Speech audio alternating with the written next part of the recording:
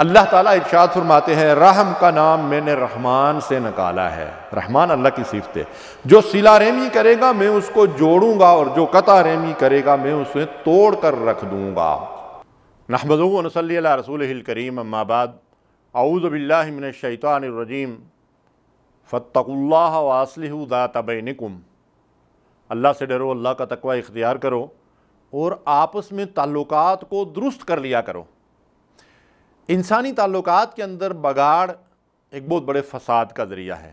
ایک موقع پہ اللہ کے حبیب علیہ الصلوۃ والسلام نے ارشاد فرمایا کہ تعلقات کا بگاڑ مونڈ دینے والی چیز ہے، تو پھر آپ نے خود ہی ارشاد فرمایا کہ میری مراد بال مونڈنے کی نہیں ہے، اس سے میری مراد یہ ہے کہ جب لوگوں کے درمیان تعلقات کے اندر بگاڑ اور فساد پیدا ہوتا ہے تو دین کو یہ بگاڑ اس طرح مونڈ دیتا ہے جس طرح اس طرح یا بلیڈ بالوں کو مونڈ کر رکھ دیتا ہے۔ گویا کہ جہاں تعلقات خراب ہوتے ہیں وہاں دین کا صفایا ہو جاتا ہے۔ اس لیے اللہ فرماتے ہیں کہ آپس میں تعلقات کو درست رکھا کرو۔ ابن ماجہ کی روایت ہے کہ 3 شخص ایسے ہیں کہ ان کی نماز بالشت بھر بھی ان کے سر سے اوپر نہیں جاتی، یعنی اعمال قبولیت کے لیے اللہ کے حضور پیش ہوتے ہیں تو 3 شخص ایسے ہیں کہ جن کی نماز بالشت بھر بھی ان کے سر سے اوپر نہیں جاتی۔ ایک وہ امام جس کو لوگ ناپسند کرتے ہیں۔ ایک امام تو مسجد کا ہوتا ہے، خواہ اس امام کو مقتدی ناپسند کریں اس امام کی نماز بھی اللہ کے حضور قبول نہیں ہوتی۔ اور دوسرا وہ امام جو مسلمانوں میں کسی ایسے مقام پہ فائز ہے کہ ان کی قیادت کر رہا ہے، ان کا قائد ہے، لیڈر ہے، رہنما ہے، حکمران ہے، لیکن لوگ اس سے نالاں ہیں، ناخوش ہیں اور اس کو برا بھلا کہتے ہیں، جیسے کہ آج اکثر و بیشتر حکمرانوں کا حال ہے۔ اس حکمران کی نماز بھی بالشت بھر قبولیت کے لیے اوپر نہیں جاتی۔ دوسرے وہ عورت جس نے رات اس حال میں گزاری کہ اس کا شوہر اس سے ناراض تھا۔ یہ بڑی بد نصیب ہے وہ عورت کہ شوہر اس کے پاس ہو اور وہ ناراضگی کی حالت میں رات گزارے اور اس عورت کی کوئی نماز جو ہے وہ اللہ کے حضور قبول نہیں ہوتی۔ اور تیسرے 2 بھائی جو آپس میں قطع تعلق کر رہے ہیں۔ قطع رحمی اللہ کو سخت ناپسند ہے۔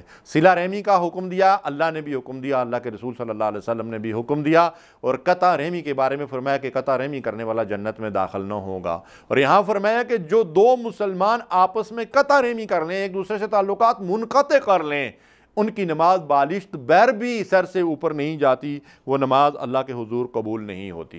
قطع رحمی کتنا بڑا جرم ہے۔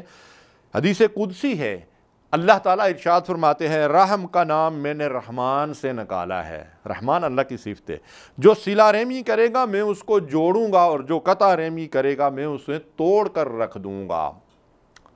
ایک حدیث میں آتا ہے کہ قطع رحمی ایک ایسا گناہ ہے جس کی سزا اللہ تعالیٰ دنیا میں بھی دیتا ہے۔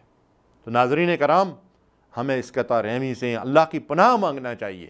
آخرت میں تو اس کی سزا ہے ہی ہے، دنیا کے اندر بھی اس کی سزا ملتی ہے۔